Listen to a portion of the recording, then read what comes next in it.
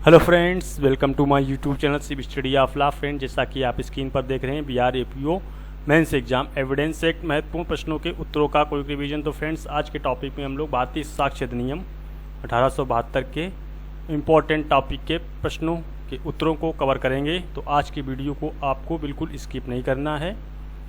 अगर आप स्किप कर देते हैं तो आपको बाद में पछताना पड़ेगा, फिर बाद में पछताने से कुछ नहीं होगा। कहावत है कि जब चिड़िया चुंग गई खेत तो पछताए क्या होता है। तो फ्रेंड्स, स्टार्ट करते हैं आज के वीडियो को। तो आज के टॉपिक में भारतीय साक्ष्य अधिनियम 1872 के ऐसे प्रश्नों को संग्रहित किया गया है और उनके उत्तरों को समाहित किया गया है, जो बिहार एपीओ मेंस एग्जाम के पॉइंट ऑफ व्यू से बहुत ज़्यादा इम्पोर्टेंट और रेलिवेंट हैं, जिनकी आने की प्रबल संभावना है। तो फ्रेंड्स, सबसे पहला क्वेश्चन है कि सूचक प्रश्न किसे कहते हैं। तो ये सूचक प्रश्न किसे कहते हैं, एक प्रश्न हो गया। वे कब पूछे जा सकते हैं, दूसरा क्वेश्चन हो गया। और सूचक प्रश्न से आप क्या समझते हैं, उदाहरण देकर समझाइए। सूचक प्रश्न किसे कहते हैं, ये कब पूछा जा सकता है और कब नहीं पूछा जा सकता है। तो ये प्रश्न अगर आपको कम्प्लीटली पूछा जाता है कि सूचक प्रश्न किसे कहते हैं, कब पूछा जा सकता है, कब नहीं पूछा जा सकता है, उदाहरण देकर समझाइए।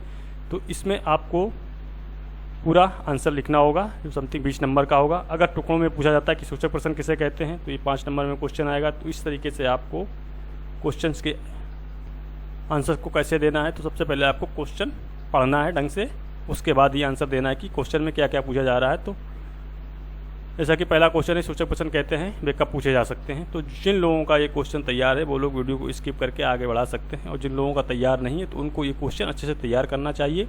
बहुत ही सरल भाषा में प्रश्नों को समझाया गया है। तो सूचक प्रश्नों को कब पूछा जा सकेगा और कब नहीं। भारतीय साक्ष्य अधिनियम 1872 का जो अध्याय 10 है, उसमें धारा 135 से लेकर के 166 तक में साक्ष्यों की परीक्षा, एग्जामिनेशन ऑफ पार्टीज के बारे में प्रावधान दिए गए हैं, जिसमें साक्षियों से सूचक प्रश्न कब पूछे जा सकेंगे और कब नहीं पूछे जा सकेंगे, सूचक प्रश्न कैसे होते हैं के संबंध में धारा 141, 142 एवं 143 में प्रावधान दिए गए हैं। तो सूचक प्रश्न किसे कहते हैं, धारा 141 बताती है कि ऐसा कोई भी प्रश्न जो उत्तर को सुझाता हो या जिसे पूछने वाला व्यक्ति पाना चाहता हो या पाने की आशा करता हो, उसको सूचक प्रश्न कहा जाता है। फॉर एग्जाम्पल, यानी कि जब कोई साक्षी से प्रश्न पूछा जाए कि तुम्हारा नाम अनिल है, विकास है, क्या है, फलाना मतलब अमुक है, क्या तुम्हारा नाम अमुक नहीं है, क्या तुम एक आपराधिक प्रकृति के व्यक्ति हो, तो इस तरीके के जो प्रश्न हैं वो सूचक प्रश्न कहे जाते हैं। सूचक प्रश्न जिनका उत्तर जो है यस या नो में दिया जाता हो, उन प्रश्नों को सूचक प्रश्न कहा जाता है। सूचक प्रश्नों को पूछने का उद्देश्य क्या है, तो मुख्य परीक्षा एवं पुनः परीक्षा में सूचक प्रश्नों को सामान्यतः नहीं पूछा जाता है, लेकिन कुछ परिस्थितियों में पूछा जा सकता है। तो सूचक मुख्य परीक्षा और पुनः परीक्षा में सूचक प्रश्न जो पूछने का उद्देश्य होता है वो साक्षी से सत्य बात को उगलवाना होता है, जबकि सूचक प्रश्नों को जो है प्रतिपरीक्षा में पूछा जाता है। प्रतिपरीक्षा में पूछने का उद्देश्य होता है कि साक्षी की जो गवाह है उसकी विश्वसनीयता और उसकी सत्यता क्या है, उसका पता लगाना जो है प्रतिपरीक्षा पर निर्भर करता है। तो प्रतिपरीक्षा इसीलिए की जाती है कि साक्षी कितना सही है और कितना गलत है, उसकी सत्यता क्या है, तो उसकी जानने के लिए प्रतिपरीक्षा की जाती है साक्षी की। सूचक प्रश्नों को कब नहीं पूछा जा सकता है, तो साक्ष्य अधिनियम की धारा 142 के अंतर्गत सूचक प्रश्नों को मुख्य परीक्षा एवं पुनः परीक्षा में नहीं पूछा जाएगा। यदि पूछा जाता है तो उससे पूर्व न्यायालय की अनुमति लेना आवश्यक है। सूचक प्रश्नों को कब पूछा जा सकेगा, तो सूचक प्रश्नों को जो है प्रतिपरीक्षा में ही पूछा जा सकता है। साक्ष्य अधिनियम की धारा 143 के अंतर्गत सूचक प्रश्नों को प्रतिपरीक्षा में पूछा जा सकता है। प्रतिपरीक्षा में सूचक प्रश्न जो है न्यायालय की अनुज्ञा के बिना पूछे जाते हैं, इसमें न्यायालय की अनुज्ञा लेना आवश्यक नहीं होता है। दूसरा क्वेश्चन आता है कि मुख्य परीक्षा, प्रतिपरीक्षा एवं पुनः परीक्षा को स्पष्ट करें। परीक्षाओं की सीमाएं क्या क्या हैं, तो इसमें मुख्य परीक्षा, प्रतिपरीक्षा और पुनः परीक्षा, examination chief, cross examination, re examination को स्पष्ट करना है और उसकी लिमिटेशन क्या क्या है। मुख्य परीक्षा, प्रतिपरीक्षा एवं पुनः परीक्षा में अंतर करना है आपको। तो यदि आप अंतर कर लेते हैं तो आपको परिभाषा पढ़ने की आवश्यकता नहीं है। यदि आप परिभाषा पढ़ लेते हैं तो आपको अंतर समझने में कोई दिक्कत नहीं होगी। तो सबसे पहले हम लोग परिभाषाओं को देख लेते हैं। तो मुख्य परीक्षा, प्रतिपरीक्षा एवं पुनः परीक्षा की जो परिभाषा है वो भारतीय साक्ष्य अधिनियम 1872 की धारा 137 में examination in chief, cross examination, re examination की डेफिनेशन दी गई है। और धारा 138 में और ड्राफ्ट एग्जामिनेशन के बारे में बताया गया है कि परीक्षाओं का क्रम क्या होगा और उसकी लिमिटेशन क्या होंगी, 138 में बताया गया है। सबसे पहले हम लोग देख लेते हैं मुख्य परीक्षा। एग्जामिनेशन इन चीफ साक्षी की उस पक्षकार के द्वारा परीक्षा जो उसे बुलाता है मुख्य परीक्षा कहलाती है। यानी कि जो पक्षकार साक्षी को बुलाता है उसके द्वारा उसकी परीक्षा मुख्य परीक्षा कहलाती है। और प्रतिपरीक्षा यानी साक्षी की प्रतिपक्षी विपक्षी के द्वारा साक्षी की क्रॉस एग्जामिनेशन करना प्रतिपरीक्षा कहलाती है। पुनः परीक्षा री एग्जामिनेशन साक्षी की प्रतिपरीक्षा के बाद बुलाने वाले पक्षकार के द्वारा पुनः परीक्षा कहलाती है। तो परीक्षाओं का क्रम धारा 138 में दिया गया है और लिमिटेशन के बारे में बताया गया। तो भारतीय साक्ष्य अधिनियम की धारा 138 के अंतर्गत परीक्षाओं का क्रम जो है निम्नवत रहेगा। सबसे पहले एग्जामिनेशन इन चीफ होगा, उसके बाद क्रॉस एग्जामिनेशन होगा, उसके बाद री एग्जामिनेशन होगा। री एग्जामिनेशन जो है वो विशेष मामलों में ही होता है, सभी में री एग्जामिनेशन की आवश्यकता नहीं होती है। तो मुख्य परीक्षा का उद्देश्य क्या है? तो साक्षी को बुलाने वाले पक्षकार द्वारा समस्त सूचनाएं जो उसके ज्ञान में है न्यायालय के समझ उसको रखना मुख्य परीक्षा कहलाता है। प्रतिपरीक्षा का उद्देश्य तथा सीमा क्या है? प्रतिपरीक्षा का जो उद्देश्य है साक्षी की विश्वसनीयता एवं उसकी सत्यता का पता लगाना होता है। प्रतिपरीक्षा न करने का प्रभाव क्या होगा, इफेक्ट क्या पड़ेगा यदि प्रतिपक्षी के द्वारा प्रतिपरीक्षा नहीं की जाती है।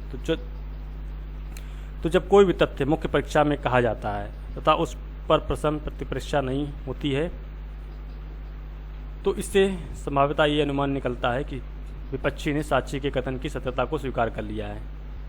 यदि मुख्य परीक्षा में गवाह के द्वारा कहे गए तथ्यों की प्रतिपरीक्षा नहीं होती है तो ये अनुमान लगाया जाएगा कि उस प्रतिपक्षी ने उसके तथ्यों को स्वीकार कर लिया है। यदि विपक्षी को प्रतिपरीक्षा करने का अवसर नहीं दिया जाता है तो जो विचारण है वो दूषित माना जाएगा, क्योंकि उसको क्रॉस करने का अवसर नहीं दिया गया है। तो ऐसी स्थिति में तथ्यों को सही नहीं माना जाएगा। तो इसका जो प्रभाव है प्रतिपरीक्षा ना करने का, ये प्रभाव हो सकता है। पुनः परीक्षा का उद्देश्य एवं सीमा क्या है? तो पुनः परीक्षा का उद्देश्य साक्षी को बुलाने वाले पक्षकार को अवसर देना है। पुनः परीक्षा तभी की जाती है जब साक्षी जो है मुकर गया हो तो या उसने किसी अन्य तथ्य को प्रकट किया हो, तो उन कमियों को दूर करने के लिए जो है पुनः परीक्षा की जाती है। तो पुनः परीक्षा जो है साक्षी जिसने बुलाया है उस पक्षकार को अवसर देना है जिससे वे मुख्य परीक्षा की कमी को दूर कर सके, परंतु इसमें नए तथ्यों को न्यायालय की अनुमति से ही प्रविष्ट किया जाएगा और पुनः परीक्षा भी न्यायालय की अनुमति से ही की जा सकेगी। मुख्य परीक्षा, प्रतिपरीक्षा, पुनः परीक्षा में अब अंतर आप आसानी से कर सकते हैं। तो अंतर को एक बार देख लेते हैं। तो यहाँ पर बेसिक और सिंपल भाषा में अंतर को समझाया गया है। तो ये जो क्वेश्चन है मुख्य परीक्षा, प्रतिपरीक्षा, पुनः परीक्षा वाला बहुत ही रेलिवेंट क्वेश्चन है। इसकी आने की संभावना बिहार यूपी मेंस एग्जाम में बहुत ज़्यादा है। तो आप इसको अच्छे से तैयार कर लें कि मुख्य परीक्षा, प्रतिपरीक्षा, पुनः परीक्षा की परिभाषा किस धारा में दी गई है, उसका क्रम क्या रहेगा और उसमें अंतर परस्पर किस तरीके से हो सकते हैं। तो मुख्य परीक्षा बुलाने वाले पक्षकार द्वारा साक्षी से की जाती है और प्रतिपरीक्षा जो है सदैव प्रतिपक्षी के साक्षी से की जाती है। पुनः परीक्षा साक्षी को बुलाने वाला पक्षकार विसंगतता को दूर करने के लिए करता है और मुख्य परीक्षा का जो क्रम है वो प्रथम होता है और प्रतिपरीक्षा का क्रम दूसरा होता है और पुनः परीक्षा का क्रम अंतिम होता है, क्योंकि इसके बाद कोई परीक्षा नहीं होती है। मुख्य परीक्षा का जो उद्देश्य साक्षी से साक्ष्य दिलवाना होता है और प्रतिपरीक्षा का उद्देश्य साक्षी की सत्यता एवं विश्वसनीयता का पता लगाना होता है। प्रतिपरीक्षा का उद्देश्य मुख्य परीक्षा एवं प्रतिपरीक्षा में उत्पन्न कमी को दूर करना पुनः परीक्षा का उद्देश्य होता है। मुख्य परीक्षा में बिना न्यायालय की अनुमति के सूचक प्रश्नों को नहीं पूछा जा सकता है।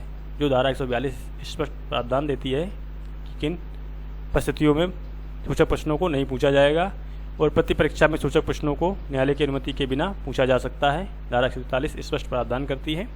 पुनः परीक्षा में न्यायालय की अनुमति के बिना ना तो सूचक प्रश्न पूछे जा सकते हैं और ना ही कोई नई बात उठाई जा सकती है। मुख्य परीक्षा आवश्यक रूप से विधिक कार्रवाई का अंग होता है, जबकि प्रतिपरीक्षा जो है प्रतिपक्षी का एक अधिकार है, डिफेंडेंट्स का राइट है, जो आवश्यक रूप से विधिक कार्रवाई का एक प्रमुख यानी कि मेन ऑर्गन्स है ये प्रतिपरीक्षा। पुनः परीक्षा आवश्यक नहीं है, किंतु मुख्य परीक्षा एवं प्रतिपरीक्षा से आई कमियों को सुधारने के लिए जो है पक्षकार को अवसर दिया जाता है कि वो अपनी कमियों को न्यायालय की अनुज्ञा से सुधार सकता है, नई बात को उठा सकता है। तो ये जो बेसिक डिफरेंस है मुख्य परीक्षा, प्रतिपरीक्षा, पुनः परीक्षा में, आप इनको अवश्य तैयार कर लें। 1-2 बार पढ़ेंगे आपको अच्छे से तैयार हो जाएंगे। बहुत ही सरल भाषा में लिखे गए हैं। नेक्स्ट टॉपिक जो है वो अध्याय 9 है, साक्ष्यों के विषय में। साक्ष्यों के विषय में जो प्रावधान है वो धारा 118 से लेकर 134 तक में दिए गए हैं। तो ये चैप्टर मेंस एग्जाम के पॉइंट ऑफ व्यू से बहुत ही महत्वपूर्ण है। इससे इम्पोर्टेंट क्वेश्चन जितने बनते हैं उनको यहाँ पर कवर किया गया है। तो पहला क्वेश्चन है कि साक्ष्य कौन दे सकता है, एक क्वेश्चन हो गया। दूसरा क्वेश्चन है क्या पागल व्यक्ति साक्ष्य दे सकता है, दूसरा क्वेश्चन हो गया। क्या 6 वर्ष का बालक सक्षम साक्षी हो सकता है, ये 3 क्वेश्चन हो गए।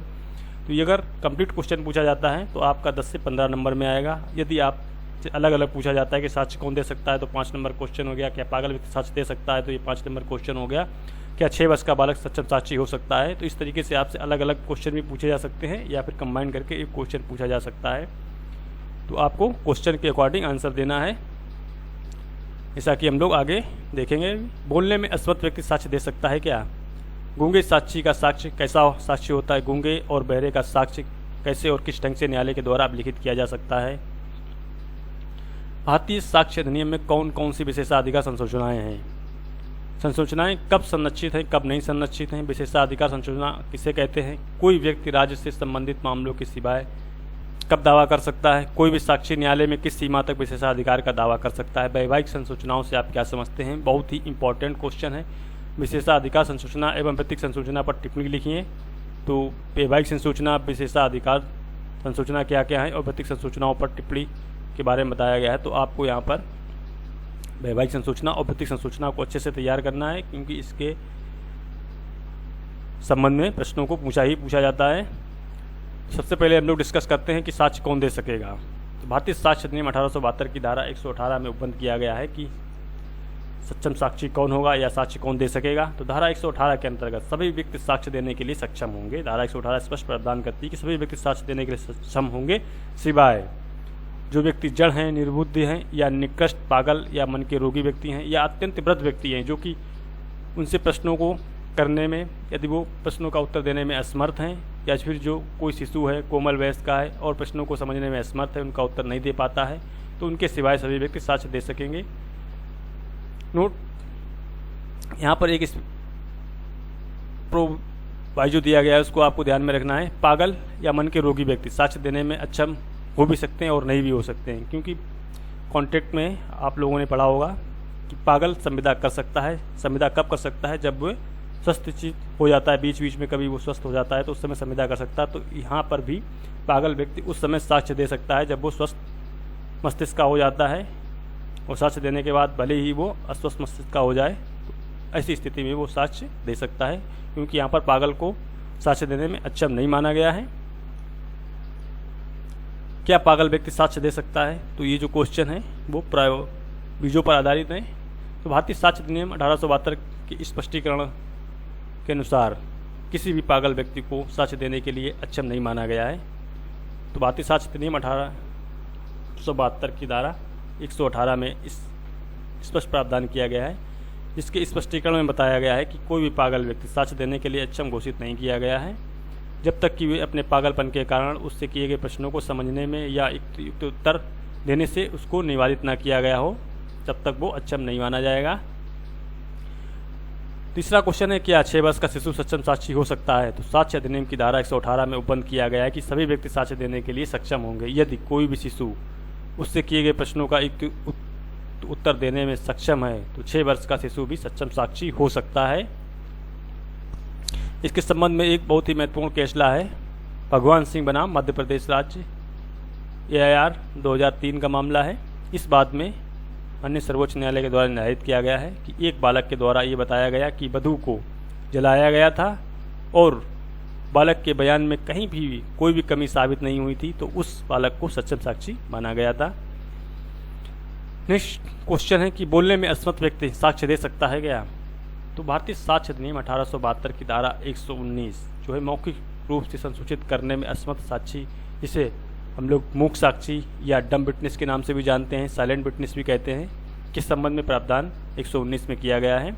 दंड विधि संशोधन अधिनियम 2013 के द्वारा संशोधित साक्ष्य अधिनियम की धारा 119 के अंतर्गत, तो ये साक्ष्य अधिनियम 1872 की धारा 119 है, इसको 2013 में संशोधित किया गया है। तो संशोधित धारा 119 के अंतर्गत वे साक्षी जो बोलने में असमर्थ है अपना साक्ष्य किसी अन्य प्रकार से जिसमें वे उसे बोधगम्य बना सकता हो या लिख करके या संकेतों के द्वारा दे सकेगा, किंतु ऐसा लेख और संकेत खुले न्यायालय में ही लिखने होंगे या करने होंगे। इस प्रकार दिया गया साक्ष्य जो है मौखिक साक्ष्य यानी ओरल एविडेंस माना जाएगा। ये नहीं कि उसने साक्ष्य को लिख कर दिया है तो उसका दस्तावेजी साक्ष्य हो जाएगा, या संकेतों के द्वारा दिया है तो इलेक्ट्रॉनिक एविडेंस हो जाएगा। यहाँ पर उसके साक्ष्य को जो है ओरल एविडेंस में ही कंक्लूड किया जाएगा, चाहे वो लिख करके देता है या इलेक्ट्रॉनिक रूप में दस्तरूपण के द्वारा किसी भी प्रकार से बोधगम्य बनाता है, तो ऐसे साक्ष्य को जो है यहाँ पर ओरल एविडेंस में ही कंक्लूड किया जाएगा, ना कि इलेक्ट्रॉनिक एविडेंस और डॉक्यूमेंट एविडेंस में। परंतु यदि साक्षी मौखिक रूप से संसूचित करने में असमर्थ है तो न्यायालय कथन जो है अभिलिखित करने में किसी भी दुभाषीय या विशेष प्रबोधक की सहायता भी ले सकेगा। ऐसे कथन की एक वीडियो फिल्म तैयार की जाएगी। धारा 119 के निम्नलिखित तत्व क्या क्या होने चाहिए, तो मुख्य साक्षी को अपना साक्ष्य लिखकर या संकेत के द्वारा देना होगा। ऐसे लेख या संकेत खुले न्यायालय में करने होंगे या लिखने होंगे। ये अपना साक्ष्य किसी अन्य तरीके से भी दे सकता है जिसमें ये उसको साक्ष्य को समझने योग्य या बोधगम्य बना सके। मुख्य साक्षी डम विटनेस या साइलेंट विटनेस साक्ष्य जो है मौखिक साक्ष्य ओरल एविडेंस ही माना जाएगा। इसके संबंध में एक केस है राजस्थान राज्य बनाम दर्शन सिंह AIR 2012 सुप्रीम कोर्ट का मामला है। सुप्रीम कोर्ट के बाद में निर्धारित किया गया है कि जो साक्षी बोलने में असमर्थ है ये किसी भी तरीके से जैसे कि संकेतों के द्वारा या लिख करके या किसी अन्य माध्यम से अभिव्यक्त कर अपने साक्ष्य को दे सकता है, तो ऐसे साक्षी का जो साक्ष्य है वो मौखिक साक्ष्य माना जाएगा। नेक्स्ट क्वेश्चन है कि विशेषाधिकृत संसूचना किसे कहते हैं। तो विशेषाधिकृत संसूचना के संबंध में जो प्रावधान है वो धारा 121 से लेकर के 129 तक में किए गए हैं। भारतीय साक्ष्य अधिनियम 1872 की धारा 121 से धारा 129 तक में विशेषाधिकृत संसूचनाओं के संबंध में उपबंध किया गया है। विशेषाधिकृत संसूचनाएं उन संसूचनाओं को कहते हैं जिन्हें प्रकट करने के लिए किसी साक्षी को बाध्य नहीं किया जा सकता है। इसके अतिरिक्त यदि साक्षी प्रकट करना भी चाहे तो प्रकट करने की अनुमति नहीं दी जाएगी। तो ये संसूचनाएं जो हैं वो निम्नलिखित हैं। तो सबसे पहले जो विशेषाधिकार है वो न्यायाधीशों और मजिस्ट्रेट को संसूचनाओं को प्रकट करने के संबंध में दिया गया है। तो मजिस्ट्रेट और न्यायाधीश को जो विशेषाधिकार है वो धारा 121 में दिया गया है। तो साक्ष्य अधिनियम की धारा 121 के अंतर्गत कोई भी न्यायाधीश या मजिस्ट्रेट न्यायालय में ऐसे न्यायाधीश या मजिस्ट्रेट के नाते अपने स्वयं के आचरण के बारे में या कोई ऐसी बात के बारे में जिसका ज्ञान उसे ऐसे न्यायाधीश या मजिस्ट्रेट के नाते न्यायालय में हुआ किन्हीं भी प्रश्नों का उत्तर देने के लिए किसी भी न्यायालय के विशेष आदेश के सिवाय, तो यहाँ पर सिवाय वर्ड है माने एक्सेप्ट, जिसके वे अधीनस्थ है बाध्य विवश नहीं किया जाएगा, किंतु अन्य बातों के बारे में जो उसकी उपस्थिति में उस समय घटित हुए थे जब वे ऐसे कार्य कर रहा था उसकी परीक्षा की जा सकेगी। तो यहाँ पर एक्सेप्ट जो वर्ड दिया गया है सिवाय, यानी कि जब वो अधीनस्थ न्यायालय के समक्ष है तो अधीनस्थ न्यायालय आदेश करता है तो वो विवश किया जा सकेगा, अन्यथा नहीं विवश किया जाएगा। फॉर एग्जाम्पल मजिस्ट्रेट बी के समक्ष मिथ्या साक्ष्य देने का जो है ए सेशन न्यायालय के समक्ष अभियुक्त है वरिष्ठ न्यायालय के विशेष आदेश के सिवाय, यानी कि जो वरिष्ठ न्यायालय है उसके सिवाय बी से ये नहीं पूछा जा सकता है कि ए ने क्या कथन किया था। दूसरा एग्जाम्पल है कि ए सेशन न्यायालय के समक्ष इसलिए अभियुक्त है कि उसने सेशन न्यायालय बी के समक्ष विचारणा के समय किसी पुलिस ऑफिसर की हत्या करने का प्रयत्न किया। बी की यह परीक्षा की जा सकेगी कि क्या घटित हुआ था। तो यहाँ पर जो है कि अगर न्यायालय में कोई घटना घटित होती है तो उसके संबंध में न्यायाधीश या मजिस्ट्रेट की परीक्षा की जा सकती है, किंतु इस संबंध में परीक्षा नहीं की जा सकती है कि मामले से संबंधित पक्षकार ने क्या कहा क्या नहीं कहा, या मामले के तथ्यों पर उसकी अपनी राय क्या है, उसने किस आधार पर निर्णय दिया, इसके बारे में उसे प्रश्न नहीं किया जाएगा। लेकिन कोई घटना न्यायालय में घटती है उसके संबंध में उसकी परीक्षा की जा सकेगी। तो ये दो यहाँ पर एग्जाम्पल दिए गए हैं, दोनों में डिफरेंट आंसर निकल के आता है, तो इसमें आपको डिफरेंस करना है।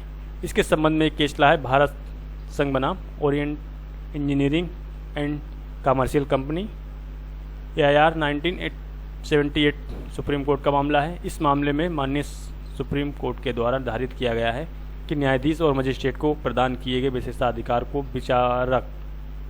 विवाचक इसको आर्बिट्रेटर तक विस्तृत किया गया है, और ये विचार प्रकट किया गया कि आर्बिट्रेटर को गवाह के रूप में बुलाया जा सकता है, परंतु उससे ये नहीं पूछा जा सकता है कि उसने अपना फैसला किस आधार पर दिया था। तो धारा 121 के कुछ निम्नलिखित अपवाद भी हैं। पहला है धारा 121 के अंतर्गत प्राप्त विशेषाधिकार के कुछ निम्नलिखित अपवाद हैं। पहला है न्यायाधीश एवं मजिस्ट्रेट द्वारा विशेषाधिकार का त्याग, यानी कोई भी न्यायाधीश या मजिस्ट्रेट अपने विशेषाधिकारों का त्याग कर देता है तो उसकी परीक्षा की जा सकेगी। अपनी स्वेच्छा से अपनी सुरक्षा का परित्याग करके न्यायालय में अपने न्यायिक आचरण का स्पष्टीकरण दे सकते हैं। दूसरा है वरिष्ठ न्यायालय की अनुमति से किसी भी न्यायाधीश से जिसके वे अधीन है या अधीनस्थ है की अनुमति से न्यायिक आचरण के बारे में प्रश्न पूछे जा सकते हैं। तीसरा अपवाद है कि न्यायालय में घटी घटना के बारे में, तो किसी भी न्यायाधीश या मजिस्ट्रेट से उन सभी घटनाओं के बारे में प्रश्न पूछे जा सकते हैं जो उसके समझ न्यायालय में घटे हों। नेक्स्ट क्वेश्चन है वैवाहिक संसूचनाएं। तो वैवाहिक संसूचनाओं के संबंध में प्रावधान है जो भारतीय साक्ष्य अधिनियम 1872 की धारा 122 में पति पत्नी के बीच विवाह के दौरान की गई संसूचनाओं को प्रकटीकरण से सुरक्षा प्रदान की है। ये धारा इस प्रकार है, तो कोई भी व्यक्ति जो विवाहित है या जो विवाहित रह चुका है किसी संसूचना को जो किसी व्यक्ति के द्वारा जिससे वे विवाहित है या रह चुका है विवाहित स्थिति के दौरान में उससे की गई है या की गई थी प्रकट करने के लिए विवश नहीं किया जाएगा, और न ही किसी ऐसी संसूचना को प्रकट करने के लिए उसे अनुवाद किया जाएगा जब तक कि वे व्यक्ति जिससे संसूचना दी गई है या उसका हित प्रतिनिधि सम्मत ना हो या उसने सम्मति ना दी हो, सिवाय उन वादों में जो विवाहित व्यक्तियों के बीच हों या उन कार्रवाइयों में जिनमें एक विवाहित व्यक्ति दूसरे के विरुद्ध किए गए किसी अपराध के लिए अभियोजित है, जैसे कि धारा 120 में पति पत्नी बीच के विवाद में, तो वहाँ पर उनको सुरक्षा प्रदान नहीं होगी। इसके संबंध में एक विशेष नोट ये है कि साक्ष्य अधिनियम की जो धारा 122 है वो भारतीय दंड संहिता 1860 की धारा 212 जो है उसका अपवाद देखेंगे। वहाँ पर जो है पत्नी के द्वारा पति को या पति के द्वारा पत्नी को संशय देने में सुरक्षा प्रदान की गई है।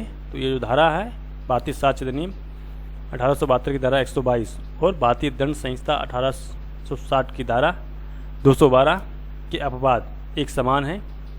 इसके संबंध में एक केस ला है इम्पॉर्टेंट, रामचंद्र बनाम emperor all India reporter 1993 Bombay का मामला है। इस मामले में एक अभियुक्त का विचारण पड़ोसी की हत्या करने के आरोप में हो रहा था। उसकी पत्नी साक्षी की हैसियत से बुलाई गई थी। गवाही के दौरान उसने बताया कि उसके पति ने उससे जेवरात देने की बात कही थी। इसके अतिरिक्त उसने ये भी बताया कि उसने जब पति से पूछा कि वे इतने सवेरे कहाँ गया था तो उसने ये कहा कि वे मृतक के घर जेवरात लेने गया था। ये निर्णित किया गया कि पत्नी के द्वारा दी गई संसूचना जो है साक्ष्य में विसंगत थी। क्यों विसंगत थी? क्योंकि ऐसी संसूचना जो है साक्ष्य अधिनियम 1872 की धारा 122 के अंतर्गत प्रकटीकरण से संरक्षित है। धारा 122 के कुछ निम्नलिखित अपवाद भी हैं। तो निम्नलिखित परिस्थितियों में पति पत्नी एक दूसरे के विरुद्ध गवाही दे सकते हैं। तो धारा 120 प्रावधान करती है कि जब पति पत्नी के बीच में सिविल या दंडिक कार्रवाई विचाराधीन हो तो विवाह के दौरान में की गई संसूचनाएं प्रकट की जा सकती हैं। जब पति पत्नी के बीच में कोई मामला हो तो पहला अपवाद ये हो गया। दूसरा है जब पति या पत्नी किसी भी सिविल या आपराधिक कार्रवाई में एक दूसरे के खिलाफ पक्षकार हों या जब वो किसी अपराध में पति का पत्नी के खिलाफ या पत्नी का पति के खिलाफ अभियोजन हो रहा हो, तो इन मामलों में जो है वो एक दूसरे के खिलाफ साक्ष्य दे सकते हैं। यहाँ पर उनको संरक्षण प्राप्त नहीं है। किसी अन्य व्यक्ति का साक्ष्य, तो अधिनियम की जो धारा 122 है वो केवल वैवाहिक पक्षकारों को साक्ष्य देने से सुरक्षा प्रदान करती है, किसी अन्य को साक्ष्य देने के लिए सुरक्षा प्रावधान नहीं करती है। तो किसी अन्य व्यक्ति ने यदि पति पत्नी की बातों को सुन लिया है तो वो उसके संबंध में साक्ष्य दे सकेगा। तो ये अब बात धारा 122 का उसके अंतर्गत आता है। इसके संबंध में एक केस लॉ में बताया गया है जिसको अप्पू बनाम राज्य 1971 का मामला है। तीसरा अपवाद है आचरण के बारे में साक्ष्य, यानी वैवाहिक पक्षकारों में से किसी एक दूसरे के आचरण का साक्ष्य दिया जा सकता है। इसके संबंध में केस ला है राम भरोसे बनाम उत्तर प्रदेश राज्य का मामला है। 1954 सुप्रीम कोर्ट के मामले में निर्धारित किया गया है कि वह आचरण के बारे में साक्ष्य दिया जा सकता है। विशेषाधिकार का परित्याग, यानी कोई व्यक्ति यदि विशेषाधिकारों का त्याग कर देता है तो वहाँ पर सुरक्षा जो है समाप्त हो जाती है, उस संबंध में साक्ष्य दिया जा सकता है। नेक्स्ट क्वेश्चन है कि राज्य के कार्यकलापों के बारे में साक्ष्य धारा 123 में दिया गया है। तो साक्ष्य अधिनियम की धारा 123 के अंतर्गत कोई भी व्यक्ति राज्य के किसी कार्यकलापों से संबंधित अप्रकाशित शासकीय अभिलेखों से व्यक्तिपूर्ण कोई भी साक्ष्य देने के लिए अनुज्ञात नहीं किया जाएगा, सिवाय यहाँ पर भी एक्सेप्ट वर्ड आया है, इसको छोड़कर, यानी संपर्क विभाग के प्रमुख ऑफिसर की अनुज्ञा के, जो ऐसी अनुज्ञा के जो उसे निर्धारित करेगा जैसा कि वह करना ठीक समझे उसके सिवाय उसको अनुज्ञात नहीं किया जाएगा। धारा 123 की आवश्यक शर्तें क्या क्या हैं, तो इसके संबंध में एक इम्पॉर्टेंट केस ला है जिसमें गाइडलाइंस दी गई थी। राजनारायण बनाम इंदिरा गांधी AIR 1974 का मामला है। तो धारा 123 की क्या क्या आवश्यक शर्तें हैं इसमें बताया गया था। तो सबसे पहले कि दस्तावेज जो है शासकीय अभिलेख हो, दूसरा वो आप प्रकाशित हो, तीसरा राज्य के क्रियाकलापों से संबंधित हो, और ऐसे दस्तावेज को केवल संबंधित विभागाध्यक्ष की अनुमति से साक्ष्य में स्वीकार किया जा सकता हो। नेक्स्ट क्वेश्चन है कि शासकीय संसूचनाएं से आप क्या समझते हैं। तो धारा 124 भारतीय साक्ष्य अधिनियम की धारा 124 में शासकीय संसूचनाओं के संबंध में उपबंध किए गए हैं जो इस प्रकार हैं। कोई भी लोक ऑफिसर जो शासकीय विश्वास में दी हुई संसूचनाओं को प्रकट करने के लिए विवश नहीं किया जाएगा जबकि वे समझता है कि उस प्रकटन से लोकहित की हानि होगी।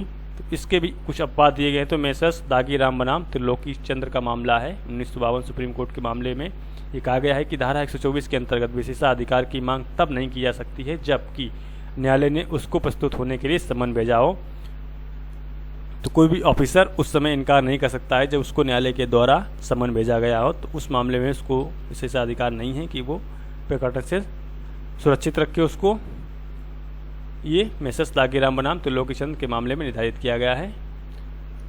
नेक्स्ट क्वेश्चन है अपराधों के करने के बारे में जानकारी। धारा 125 साक्ष्य अधिनियम की धारा 125 के अंतर्गत कोई भी लोक ऑफिसर या मजिस्ट्रेट या राजस्व ऑफिसर को यह कहने के लिए विवश नहीं किया जाएगा कि किसी भी अपराध के संबंध में या राजस्व के विरुद्ध किसी अपराध के संबंध में किए जाने के संबंध में उसको जानकारी कहाँ से प्राप्त हुई है इसको डिस्क्लोज करने के लिए उसको बाध्य नहीं किया जाएगा। नेक्स्ट क्वेश्चन है कि वृत्तिक संसूचनाओं से आप क्या समझते हैं। तो वृत्तिक संसूचनाएं प्रोफेशनल कम्युनिकेशन धारा 126 में बताया गया है।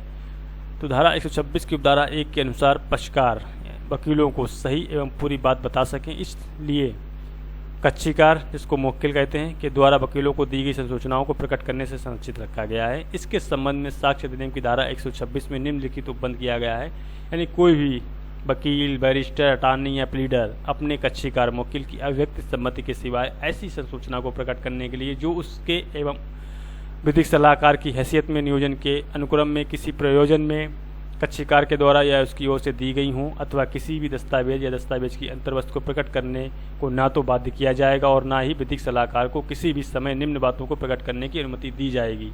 पहला है कि अपने नियोजन के उद्देश्य से तथा नियोजन के दौरान विधिक सलाहकार में कौन कौन आते हैं, वकील, बैरिस्टर, अटॉर्नी, प्लीडर को दी गई संसूचना यदि विधिक सलाहकार को नियोजन के दौरान किसी दस्तावेज के अवलोकन से उस दस्तावेज की अंतर्वस्तु का ज्ञान हुआ है तो उस दस्तावेज की अंतर्वस्तु तथा शर्तों के संबंध में। तीसरा है अपने नियोजन के उद्देश्य से तथा नियोजन के दौरान अपने कक्षीकार को विधिक सलाहकार द्वारा दी गई कोई भी सलाह। धारा 126 जो है निम्नलिखित नियम बताती है कि ये धारा विधिक सलाहकारों तक सीमित है।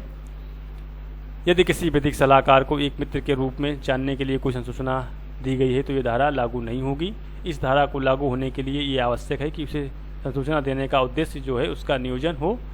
पहला है नियोजन के दौरान, यानी ऐसा बनाम तीरबख्श खान का मामला है उसमें बताया गया है कि संसूचना नियोजन के दौरान किसी भी विधिक सलाहकार को दी गई होनी चाहिए। यदि संसूचना नियोजन के पूर्व या नियोजन समाप्त होने के पश्चात दी गई है तो ये वहाँ पर धारा 126 लागू नहीं होगी, परंतु यदि एक बार सुरक्षा प्राप्त हो गई हो तो ये हमेशा कायम रहेगी। अर्थात यदि संसूचना सुरक्षित एक बार हो गई है तो ये सुरक्षा बाद के समाप्त होने पर या कक्षीकार की मृत्यु के समाप्त होने पर समाप्त नहीं होगी, बनी रहेगी। नेक्स्ट जो है नियम संयुक्त हित, यानी किसी भी मामले में कक्षीकार तथा विधिक सलाहकार का संयुक्त हित है तो ये धारा लागू नहीं होगी। जैसे कि कक्षीकार तथा विधिक सलाहकार दोनों किसी फर्म के भागीदार हों या किसी फर्म जो है कक्षीकार की है तथा विधिक सलाहकार जो है उसमें अंशधारक शेयर होल्डर हो तो वहाँ पर ये जो धारा है वो लागू नहीं होगी। विशेषाधिकार का अभित्यजन, यानी विशेषाधिकार का प्रत्याग करना, ये विशेषाधिकार जो है कक्षीकार यानी मुवक्किल का अधिकार है तथा वे उसका अभित्यजन कर सकता है, नहीं भी कर सकता है, परंतु विधिक सलाहकार जिसके अंतर्गत वकील, बैरिस्टर, अटॉर्नी, प्लीडर इस अधिकार का अभित्यजन नहीं कर सकते हैं क्योंकि जो अधिकार है वो कक्षीकार का अधिकार है। यदि कक्षीकार अपनी अभिव्यक्ति यानी एक्सप्रेस सहमति दे देता है तभी विधिक सलाहकार संसूचना को प्रकट कर सकता है, अन्यथा अदरवाइज उसको प्रकट नहीं कर सकता है।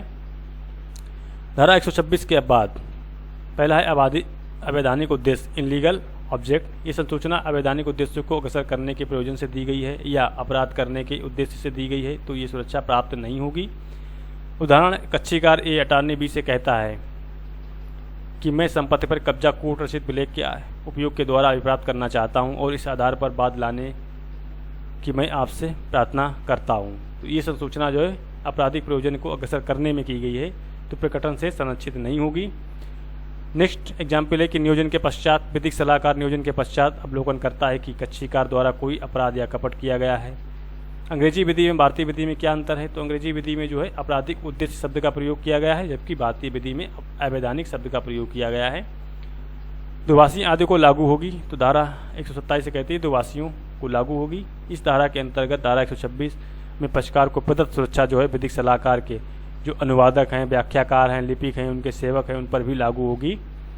वो भी इस सुरक्षा के अंतर्गत किसी भी बात को डिस्क्लोज यानी कि नहीं कर सकते हैं क्योंकि वो संरक्षित है धारा 126 के अंतर्गत। नेक्स्ट क्वेश्चन है कि साक्ष्य देने के लिए स्वयं में उद्यत होने से विशेषाधिकार अधित्यक्त नहीं हो जाता है, धारा 128 कहती है।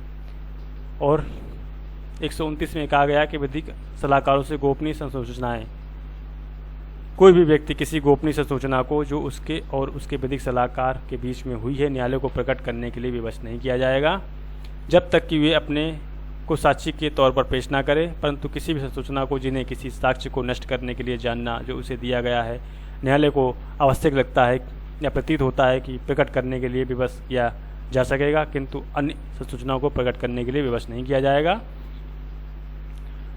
नेक्स्ट क्वेश्चन है बहुत ही इंपॉर्टेंट और इसकी आने की संभावना सबसे ज़्यादा है। पक्षद्रोही साक्षी किसे कहते हैं? पक्षद्रोही साक्षी के साक्ष्य का क्या महत्व है? क्या पक्षकार अपने ही साक्षी से प्रतिपरीक्षा कर सकता है? तो जब भी आप धारा 154 को पढ़ें तो इसके साथ 141, 42, 43 और धारा 137, 38 को साथ में रिलेट करके पढ़ें क्योंकि एक पूरा क्रम बना हुआ है। धारा 137 में मुख्य परीक्षा, प्रतिपरीक्षा, परीक्षा दी गई है और धारा 141, 42, 43 में बताया गया है कि सूचक प्रश्नों को कब नहीं पूछा जा सकता, कब नहीं पूछा जाएगा। और यहाँ पर पक्षद्रोही साक्षी किसे कहते हैं, यानी कि जो साक्षी मुकर जाता है उसको पक्षद्रोही साक्षी कहते हैं। तो बड़ा ही आसान भाषा में हम लोग समझेंगे कि पक्षद्रोही साक्षी, जिसको हॉस्टाइल विटनेस के नाम से भी जाना जाता है, जो पक्षकार साक्षी को बुलाता है वे आशा करता है कि साक्षी उसके पक्ष की बात करेगा, परंतु कभी कभी साक्षी ऐसा दिखावा करता है कि उसे कुछ याद नहीं है रहता जिस समय वो बयान देता है, तो उससे आशा की जाती है कि वो उसके फेवर में बयान देगा, परंतु वो उससे भिन्न बयान देता है। तो ऐसी साक्षी को जो है पक्षद्रोही साक्षी, हॉस्टाइल विटनेस कहा जाता है। भारतीय साक्ष्य अधिनियम 1872 की धारा 154 में पक्षद्रोही साक्षी एवं पक्षकार द्वारा अपने ही साक्षी से प्रश्न पूछने के संबंध में प्रावधान किए गए हैं। ये प्रावधान इस प्रकार हैं, क्या पक्षकार अपने साक्षी से प्रतिपरीक्षा कर सकता है? तो धारा 154 कहती है। तो धारा 154 की उपधारा 1 के अंतर्गत न्यायालय उस व्यक्ति को जो साक्षी को बुलाता है उस साक्षी से ऐसी कोई प्रश्न करने की अपने विवेकानुसार अनुज्ञा दे सकता है जो प्रतिपक्षी के द्वारा प्रतिपरीक्षा में किए जा सकते हैं। धारा 154 की उपधारा 2 इस धारा की कोई भी बात उपधारा 1 के अधीन इस प्रकार अनुज्ञात व्यक्ति को ऐसे साक्षी के साक्ष्य के किसी भी भाग पर निर्भर करने के हक से वंचित नहीं करेगा। पक्षद्रोही साक्षी के साक्ष्य का महत्व क्या है? तो साक्ष्य अधिनियम की धारा 154 के अंतर्गत साक्षी का परीक्षण किए जाने मात्र से ये धारणा नहीं बननी चाहिए कि न्यायालय विजेता ऐसे परीक्षण पर विश्वास न करने के लिए बाध्य है। ऐसे साक्षी का साक्ष्य पूर्णता या अंशतः निरस्त नहीं कर दिया जाना चाहिए। उसकी ग्राह्यता का निर्धारण करना जो है न्यायालय का कर्तव्य है। इसके संबंध में एक इम्पॉर्टेंट केस लाया है उत्तर प्रदेश राज्य बनाम Chetram, all India reporter 1989 supreme court का मामला है। इस मामले में माननीय सर्वोच्च न्यायालय ने निर्णित किया है कि सिर्फ इसलिए कि साक्षी पक्षद्रोही हो गया है उसका साक्ष्य अब वर्जित नहीं किया जाना चाहिए। तो फ्रेंड्स, आज के टॉपिक में हम लोगों ने भारतीय साक्ष्य अधिनियम 1872 के इम्पॉर्टेंट और सिलेक्टेड उन प्रश्नों के उत्तरों को डिस्कस किया है जिनकी मेंस एग्जाम में आने की प्रबल संभावना है। जैसा कि आप स्क्रीन पर देख रहे हैं, बिहार एपीओ मेंस एग्जाम डूबते को तिनके का सहारा, IPC, CrPC, evidence, minor acts के महत्वपूर्ण प्रश्नों के उत्तरों का संग्रह है। पीडीएफ नोट्स में आपको मिल जाएगा फॉर क्विक रिवीजन के लिए। तो जो लोग पहले से तैयार नहीं हैं और उनके पास समय कम है, तो जो लोग कम समय में अपनी तैयारी को बेहतर बनाना चाहते हैं, तो डूबते को तिनके का सहारा ही पर्याप्त होता है। तो आपको यहाँ पर महत्वपूर्ण प्रश्नों के उत्तरों का संग्रह PDF नोट्स में अवेलेबल है। साक्षर अधिनियम 1872 की जो इम्पोर्टेंट और सिलेक्टेड क्वेश्चंस विद आंसर्स, जिसमें आपको सिलेक्टेड जो इम्पोर्टेंट टॉपिक हैं उन्हीं टॉपिक्स के प्रश्न और उत्तर की PDF जो है 199 में, और IPC की 199 में, और CRPC की 159 में, और माइनर एक्ट जिसमें 6 एक्ट्स के प्रश्नों को पूछा जाएगा तो 159 में। तो इन PDFs को मंगाने के लिए आप व्हाट्सएप नंबर पर संपर्क कर सकते हैं 9935520703 पर, और इसी नंबर पर आप गूगल पे भी कर सकते हैं। जैसा कि बिहार APO मेंस एग्ज़ाम है जिसमें IPC का एक सिंगल पेपर होगा 150 अंकों का, और CRPC का एक सिंगल पेपर होगा 150 अंकों का, और माइनर एक्ट का एक सिंगल पेपर होगा जिसमें 6 एक्ट से प्रश्नों को पूछा जाएगा 150 अंकों का हो। इसी तरीके से एविडेंस का भी एक सिंगल पेपर होगा। तो ये 4 पेपर जो हैं आपके वो 600 नंबर कवर कर रहे हैं। तो फ्रेंड्स, जिस भी एक्ट में या आपको सब्जेक्ट में प्रॉब्लम है तो आप की तैयारी अच्छी नहीं है तो उस सब्जेक्ट के PDF नोट्स को आप मंगा करके इम्पॉर्टेंट और सिलेक्टेड क्वेश्चंस और विद आंसर्स की PDF को फॉलो कर सकते हैं और अपनी तैयारी को बेहतर बना सकते हैं। तो फ्रेंड्स, आज के टॉपिक में इतना ही। मिलते हैं आप लोगों से नेक्स्ट टॉपिक में। तब तक के लिए bye bye and take care.